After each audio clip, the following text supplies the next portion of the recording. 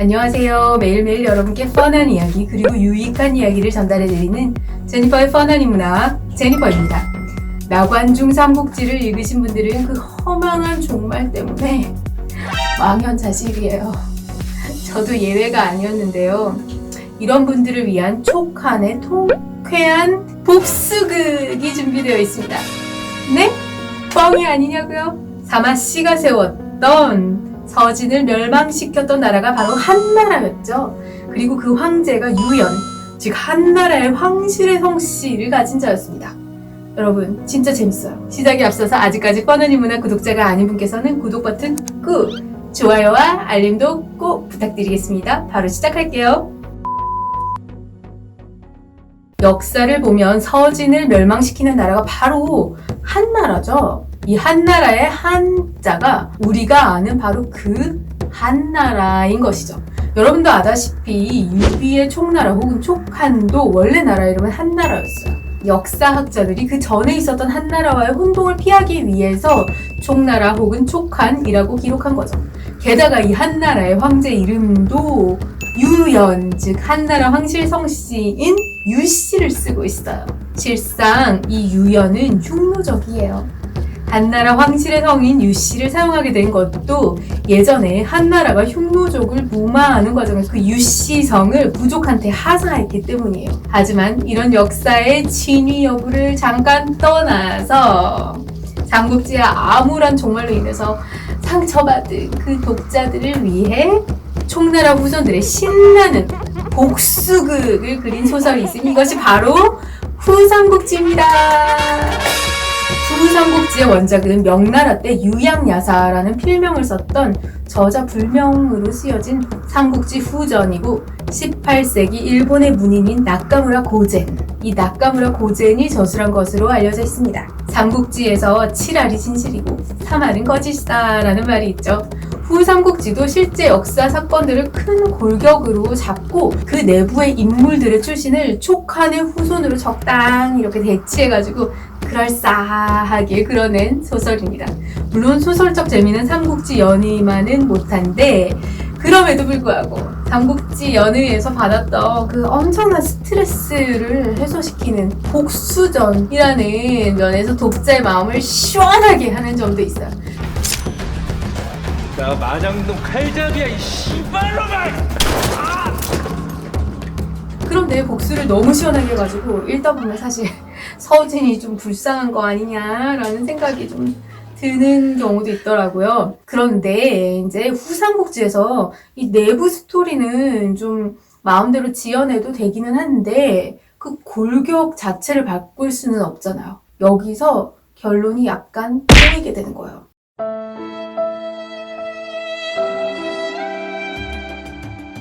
예컨대 유비 후손이 세운 한나라가 후에 이름을 전조라고 바꾸게 되는데 이 전조를 멸망시킨 나라가 후조라는 나라예요.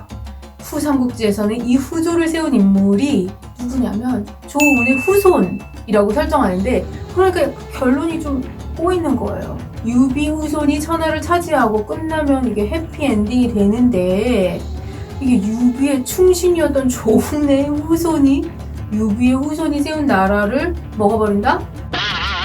실제 역사를 살펴볼게요. 삼국을 통일한 서진은 사마영 다음 때인 해제 때에 이르러서 군사력을 장악하고 있던 그 많은 왕들이 파랑의 난을 일으켜가지고 국군이 결정적으로 기울게 된 거잖아요.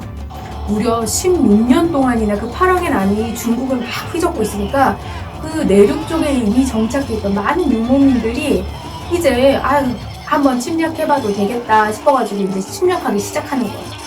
그 결과 311년 서진은 흉노족인 유연이 세운 한나라에서 보낸 성륵군에게 대패하는 거죠. 완전히 털려버린 거예요. 장병 10만여 명이 학살당하거나 포로가 되었습니다. 그 후에 유연의 아들이자 후계자였던 유총은 낙양에 대군을 보내서 함락시키는 거예요. 그리고 서진의 3대 황제였던 회제를 한나라의 수도 평양으로 끌고 갔죠. 회제 때 서진이 이방민족한테 그 탈탈탈탈 털리는 사건을 당시 회제 때 연호인 영가라는 말을 붙여서 영가의 난이라고 부릅니다.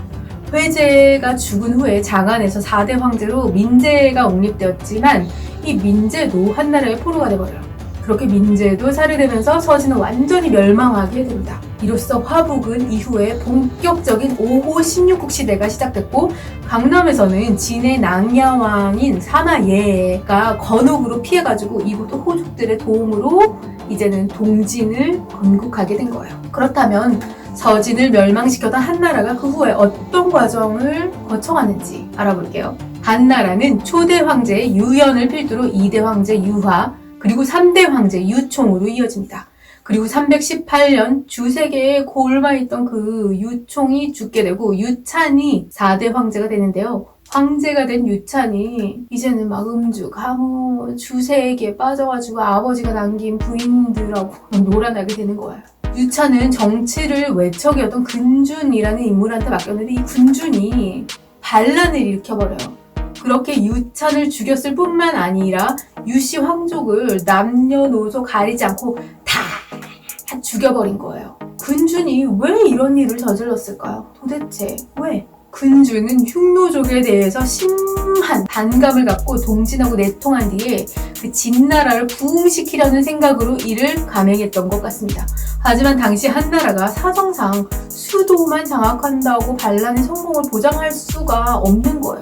한나라 수도 밖에 장안에 있던 유요와 양곡에 있던 성능이라는 그 강력한 지방 군벌 세력이 있었거든요. 유요와 성능은 군준을 토벌한다면서 군대를 확 일으켰고, 군준은 석국에 의해서 크게 패하고 결국 수도였던 평양까지 쫓겨나게 되는 거예요. 한편 유요도 평양 인근까지 진입해서 많은 사람들이 유요한테 투항한 거야. 근준의 난이 평정된 후에 화북에는 유요하고 석극이라는 두 거대한 세력 밑에 있게 된 거예요.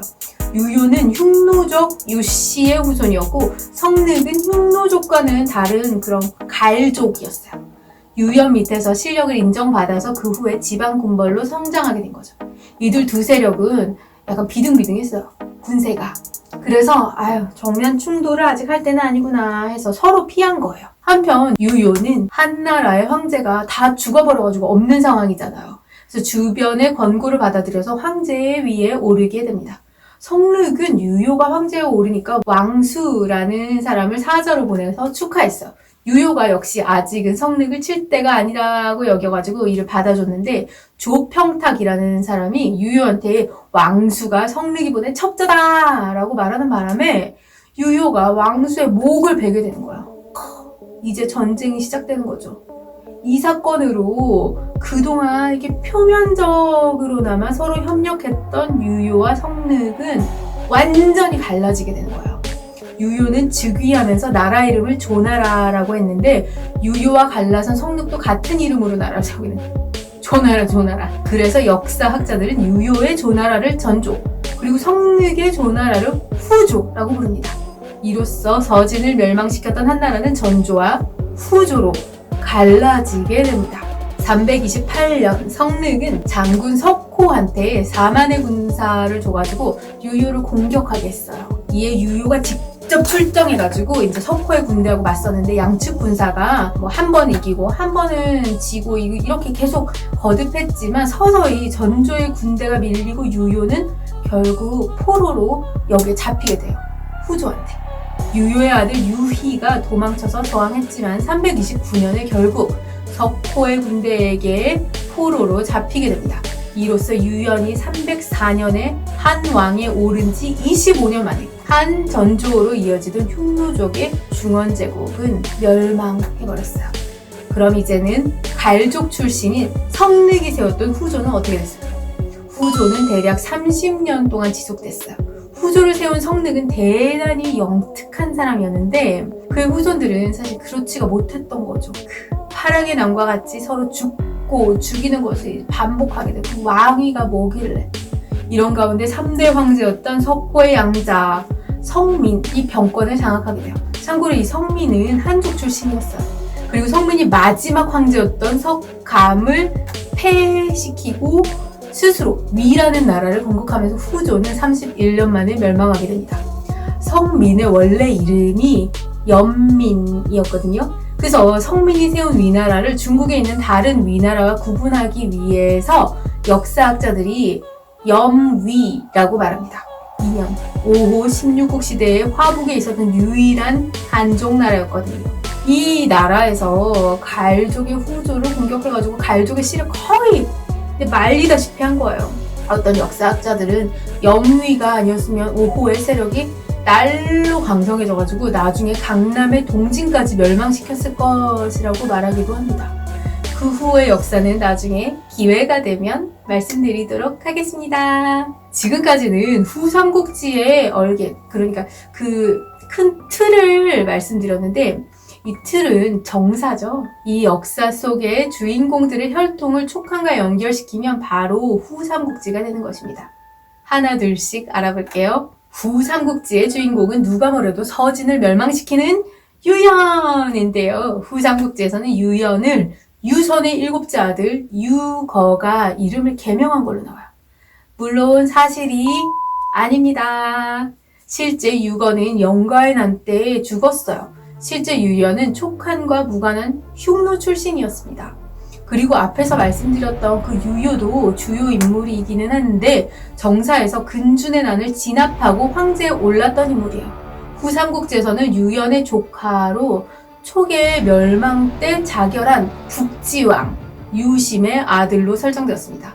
유요는 100년에 한 번 나올까 말까 한 용장으로 묘사되고 있고 철편을 잘 썼다고 되어 있어요. 후삼국지의 주요 인물들 중에 또 성늑이 있어요. 이 성늑은 유연의 신하였다가 반란을 일으켜서 후조를 세우죠. 후삼국지에서 성늑은 조운의 후예로 원래 이름이 조늑이었고 자는 세룡이었다고 합니다. 조자룡의 후손 조세룡인 것이죠. 앞에 정사 역사에서도 말씀드렸다시피 성늑은 유효를 사로잡아서 화북 지역의 상당한 영토를 통일한 인물이잖아요.